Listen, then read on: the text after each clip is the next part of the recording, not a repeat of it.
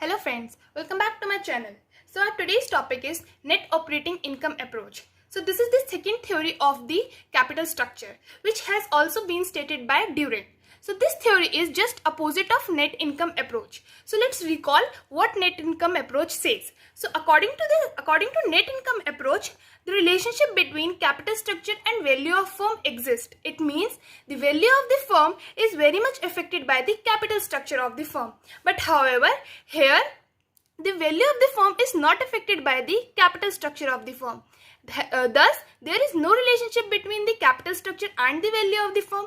So, according to it, the value of the firm is dependent on the net operating profit or EBIT and not on the capital structure of the firm. It means whether debt equity ratio is 50:50 or 60:40 or 40:60.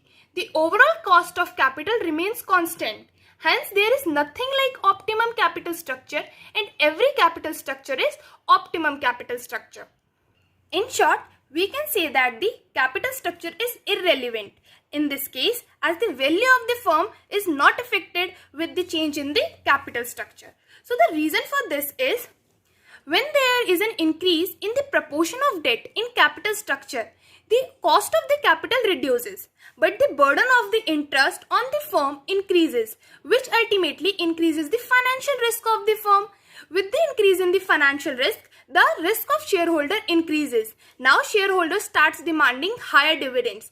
As a result, the cost of equity increases. So whatever cost was reduced by increase in the proportion of debt in capital structure is offset with the increased cost of equity share. Hence, we can say that the capital structure is irrelevant in this case. Now let's see the assumptions of this theory. First, the change in the proportion of debt capital in capital structure leads to change in risk perception of the shareholder. As we know, with the increase in the proportion, the financial risk increases, which ultimately increases the cost of equity. Hence, the risk perception of the shareholder increases. Second, the overall cost of capital remains constant at every level of the debt equity mix. Third, investors tend to capitalize the total earning of the company to find the value of the company as a whole. Fourth, the cost of debt is constant. Fifth, there are no corporate taxes. So, in my previous video, I told you to find out the value of the overall cost of capital by dividing the EBIT by value of the firm. Now, if you will ask to find the value of the firm, you can easily do it by dividing the EBIT by KO. These two formulas are not different but same. All we have done is, we have taken this value of firm to the left and KO to our right side. Now, value of debt is interest upon KD. I have already told you in my previous video. Value of equity here will be value of firm minus value of debt. Now, the value of KE will be, that is the cost of equity, dividing the net income by value of equity, where net income is EBIT minus interest on debenture. Theory can be explained with the help of this diagram. On our OY axis, it is cost of capital, and on our OX axis, we have taken degree of leverage. The overall cost of capital or KO is constant at all the degree of leverages. The KD is also constant, but KE, that is the cost of equity, is upward sloping. It means that with the increased use of the debt in the capital structure, the cost of equity increases, because the risk of the shareholder increases with the increased use of the debt in the capital structure. So let's see our question. A company expects an operating income of rupees 5 lakh. It has 10% 18 lakh debenture outstanding. The overall cost of capital is 12.5%. Find out the value of firm and equity capitalization rate as per the net operating income approach. So now, we have given the net operating income, which is 5 lakh. So now we have given the net operating income, which is 5 lakh. The value of KO is also provided to us. KO is the cost of capital. So it is 12.5%. Now we have to find the value of firm. So we know that the formula of finding KO, that is the overall cost of capital, is EBIT upon value of firm. So here EBIT is nothing but net operating income, that is 5 lakh. And KO, the overall cost of capital is 12.5% or 0.125.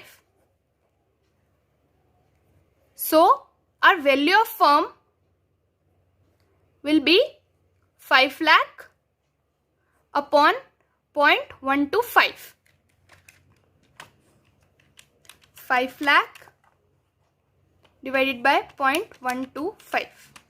It is 40 lakh. So your value of firm is 40 lakh rupees.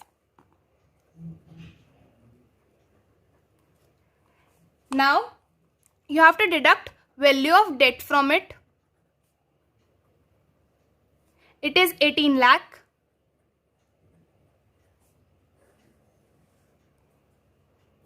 So value of equity is 22 lakh.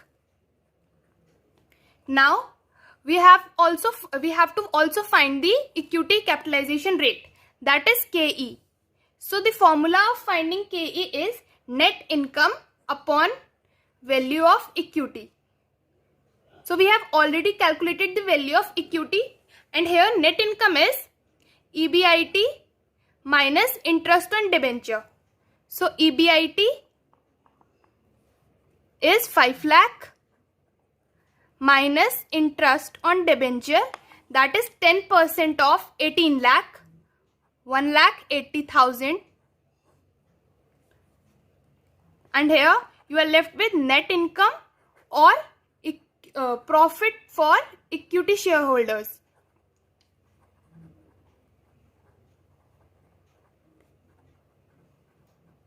It is 3,20,000. Now KE is net income upon value of equity. Net income is 3,20,000 and value of equity is 22 lakh. Dividing 3,20,000 by 22 lakh,